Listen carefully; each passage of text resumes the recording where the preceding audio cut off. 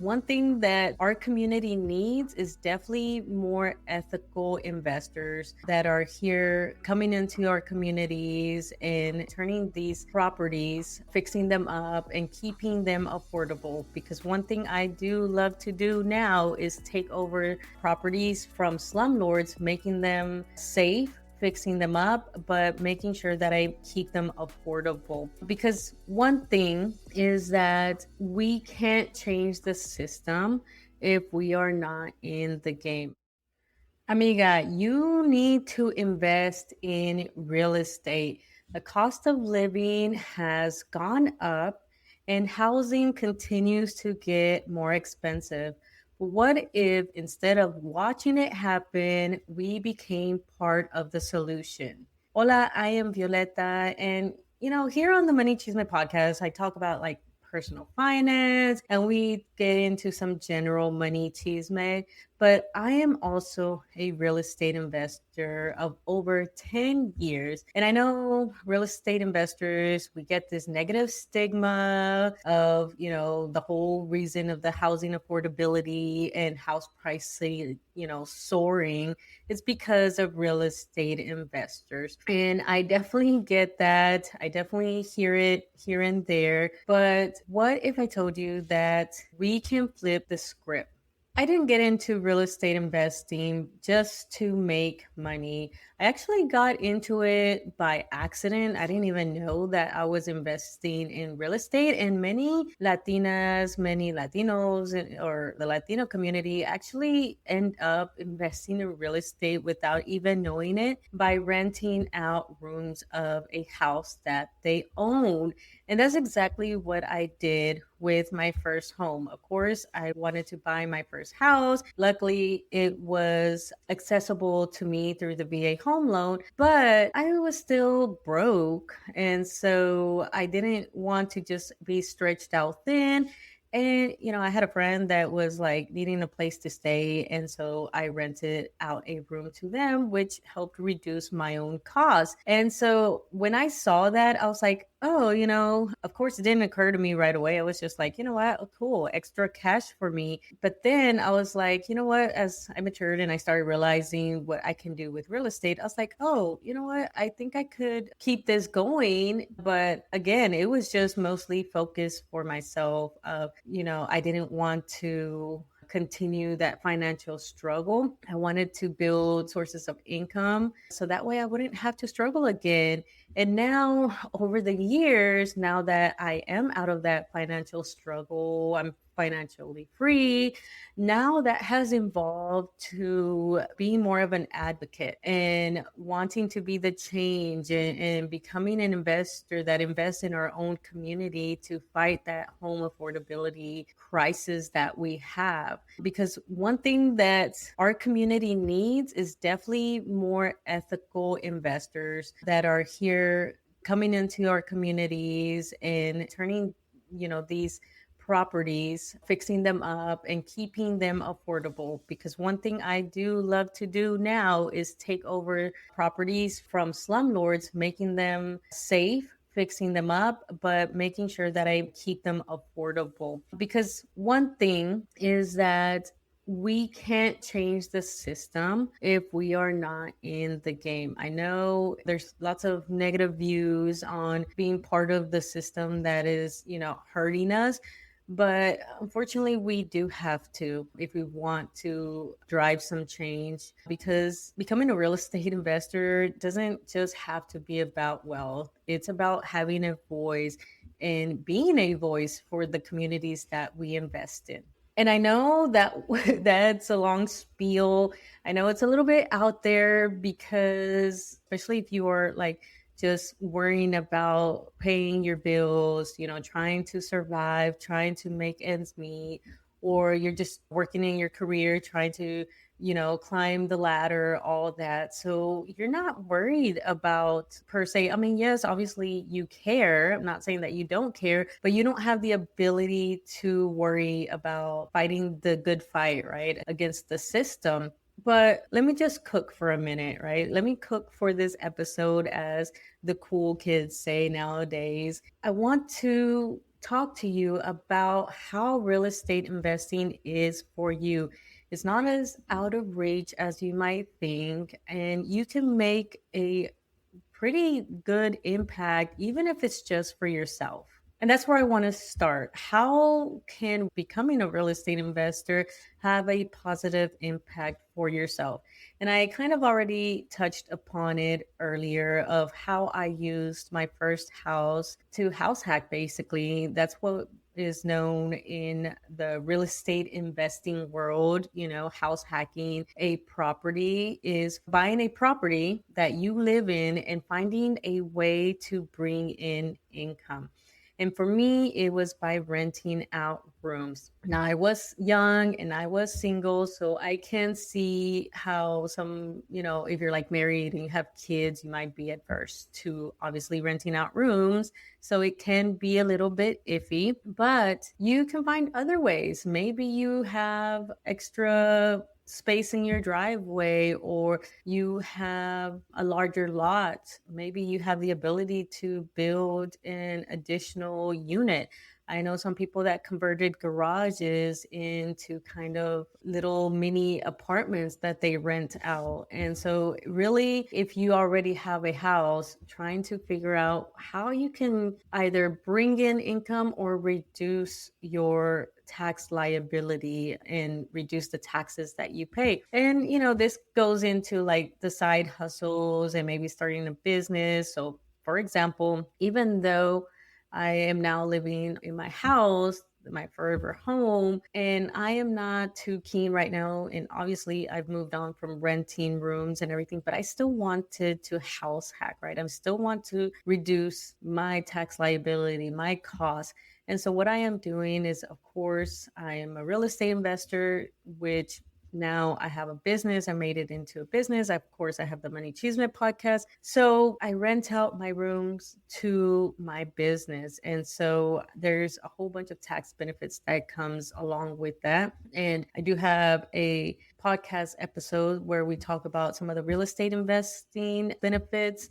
And that one is in my real estate Cheesemate podcast, but I also have another tax episode that I just released a few weeks ago in just taxes in general. And that one's on the Money Cheesemate podcast. And I will link both of those episodes down below so you can get a little bit more savvy on the tax system, because that's one way to start building wealth, reducing your tax liability by understanding the tax code and understanding how real estate plays a part in that. And one of the ways is, again, bringing in income, finding a way to bring in income with your property.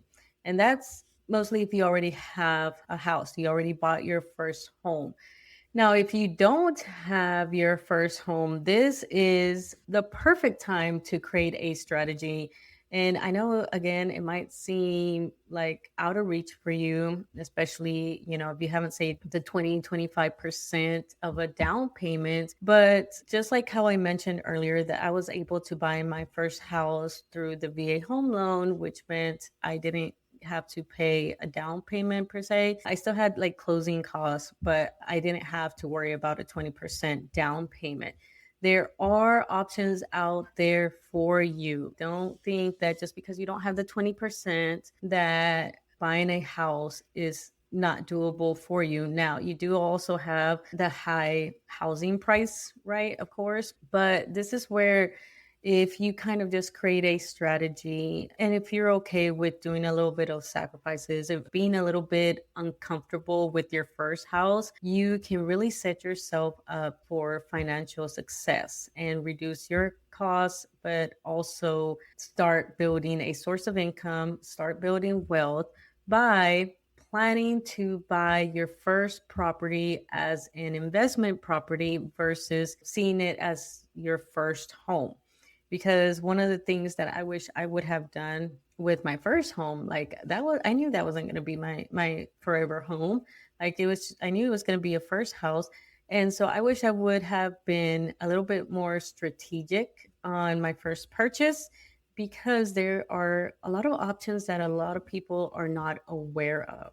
First, a lot of people are not aware of the various types of loans that are out there for you. If you don't have that 20%, you have the FHA loan that you can go as little as 3.5% of a down payment. Now, little side note, you will have to pay mortgage insurance, and that's like an extra $100 or whatever, depending, and that's additional to your mortgage. So on top of that, and that's just because you didn't put 20% down. But don't let that deter you, because you will gain something bigger even if you have the that PMI, right? The private mortgage insurance. Because these types of loans, now you have the FHA loan, you have the USDA loan, which if you're wanting to live in a rural area, like, and you meet the income requirements, that's accessible to you. You have conventional loans that do allow you to put a little bit less percent, but again, you have the PMI.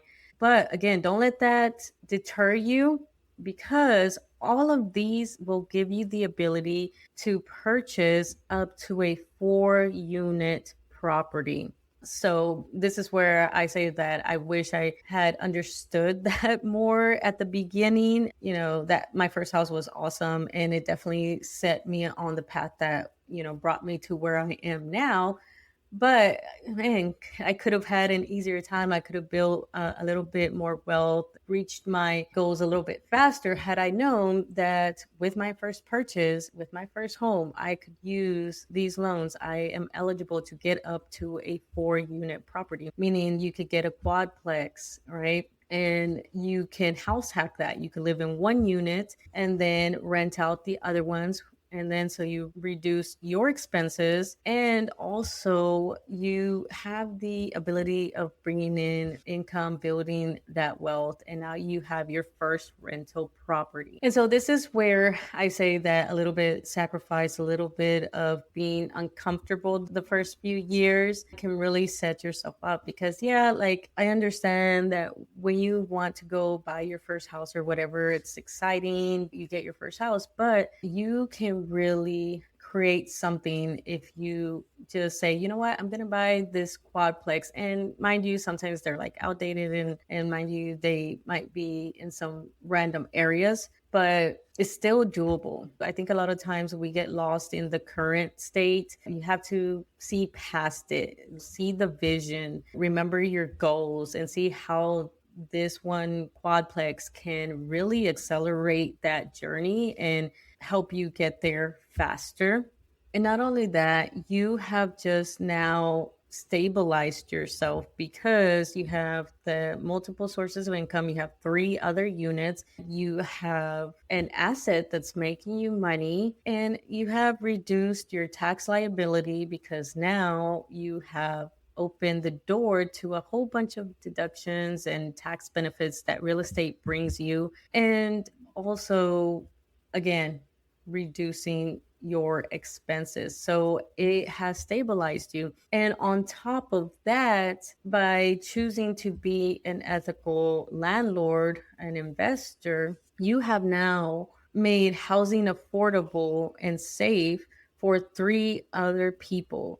So just think about that impact, and you could do it, and you could just stay like that. You can then, after that, once you build enough equity or you save up for another down payment, then go off and buy your first house that you do want to live in, knowing that now you have sources of income and can continue growing that if you wish, or just help offset your expenses or slowly build financial freedom.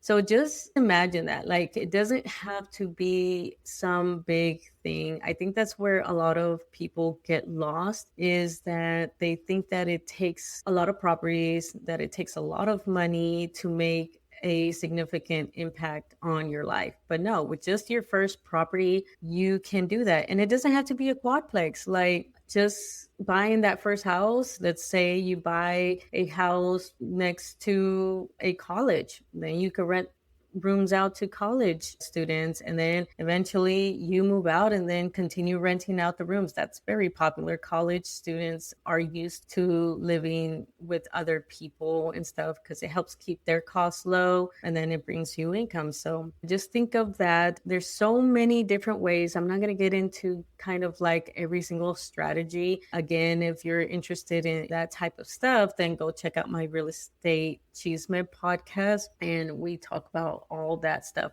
And also, quick little plug before I forget, I did start a Latina community. If you're interested in learning about real estate, one of the best things is surrounding yourself with other Latinas who either are in real estate investing or also curious about real estate investing. I'll link my community down below. It's free to join, and I'm posting 5-minute breakdowns and so on. And so it's growing, and the goal is to get to 20. I just started the community.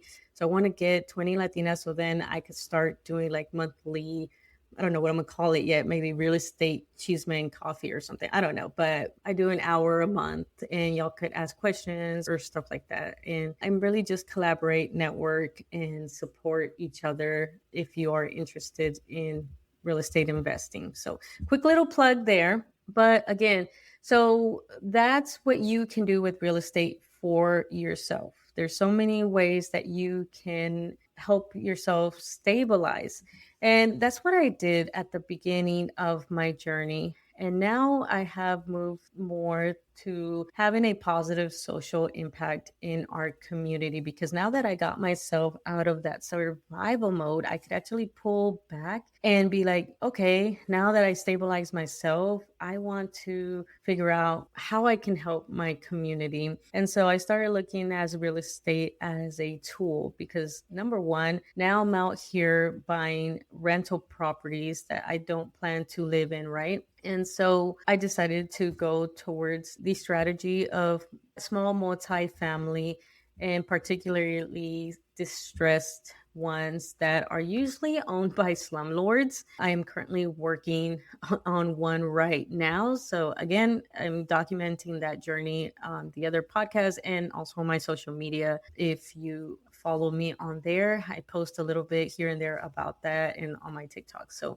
now my passion is that I'm over here purposely looking for these slumlord properties, getting them at a huge discount, and then fixing them up, making them safe. Right now, let me tell you, the stairs for this one property were horrible. I don't know how this landlord was not scared of a lawsuit, but yeah, I'm fixing them up. And the key thing is that I'm keeping them affordable. Of course, my goal is to make income, but I don't have to be at the top, right, of the market. Like I don't need to try to like squeeze out every penny out of my tenants. And I'm choosing to be like ethical, making sure I'm doing the maintenance, making sure I'm keeping up with any safety issues, things like that. So that's another way that I am driving a change. And it's now also evolving to where I want to work with the city. And so that's my next step of contacting the city, introducing myself and asking, like, hey, how can I help combat the affordability issue? Because that is one thing that the city that I'm in is actively working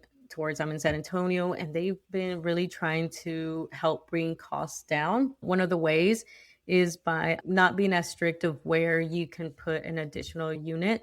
So, which is one of the reasons I bought this property, is that I can put another, they call them casitas over here, maybe another additional 1 bedroom back there. So then it becomes a 3-unit property. And so finding ways to do that, and they give grants and here and there, but also networking with other investors. So I know other investors, there's some in Dallas that I know about. One of them, shout out to her. Her name is Monica, and she is a builder in Dallas, and she's an activist out there and actively pursuing to working and pushing affordability, building affordable properties out there. So networking, working with each other, working with the city to help keep these costs low. And that's a way that I didn't expect or a route, I guess, that when I first started this real estate investing journey, I didn't think it would take me down this path. And I could choose to just,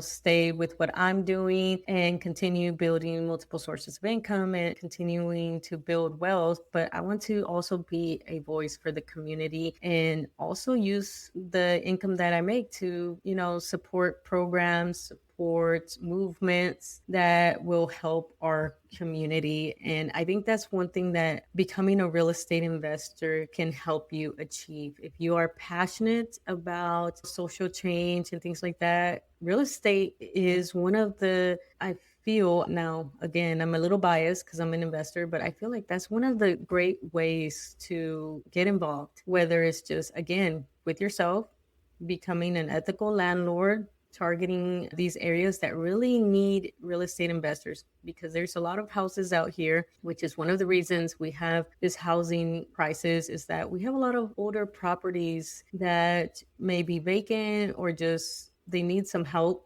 You fix them up, bring them into the housing market and making them available, but also being one of the people that helps keep costs low and all that. So a lot of different ways in which real estate investing can help combat the home affordability issue. And so again, of course, we're building generational wealth. It breaks the financial struggle cycle. So my daughter is going to be better off, right? Now that I'm not struggling myself, that's less financial anxiety for me. She's set up, investing for her as well. Like it just breaks that cycle and it's building that generational wealth. And so, yeah, I feel like I'm rambling at this point, but overall, I just wanted to come on here and just kind of advocate for real estate investing, because let me tell you, we need more real estate investors. We need more of our voices, because let me tell you, I'm in this space and I've been in this space for lots of years. And let me tell you, the people that are out here, it's no wonder that that negative stigma is out there, because yes, a lot of them are out here for the money and trying to squeeze out everything, and they don't care about the community, which is why I am pushing. And my goal is to get more of us out here investing in real estate. And it's an uphill battle for sure, but I'm on a mission. I'm on a mission to increase how many Latina investors are out here. So if you are interested, again, I have my community. I have a free course down below. I'll link it down there too.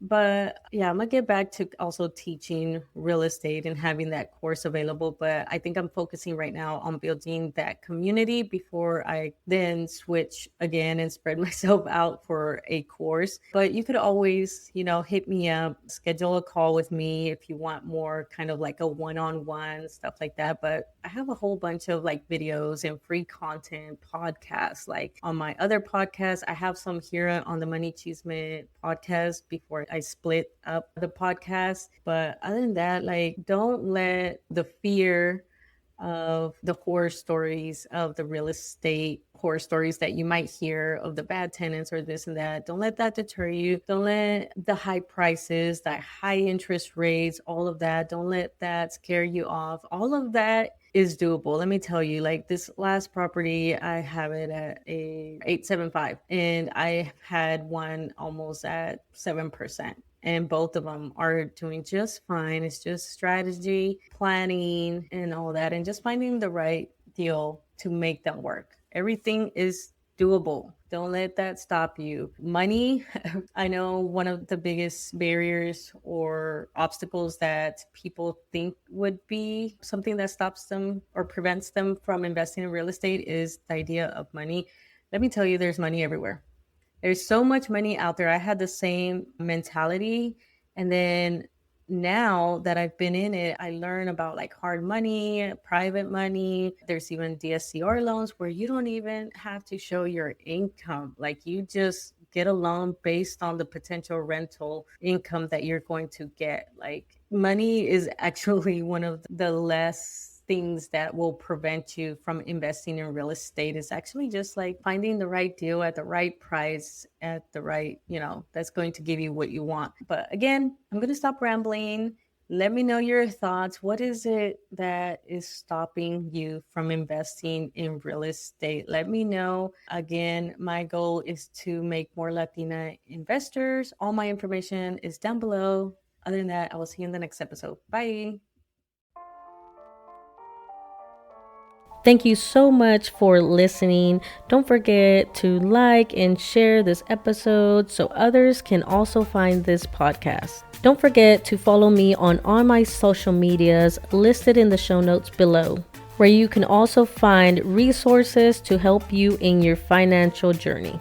If you're interested in becoming a guest on the podcast, you can find that information in the show notes. Other than that, thank you so much for your support, and I will see you in the next episode.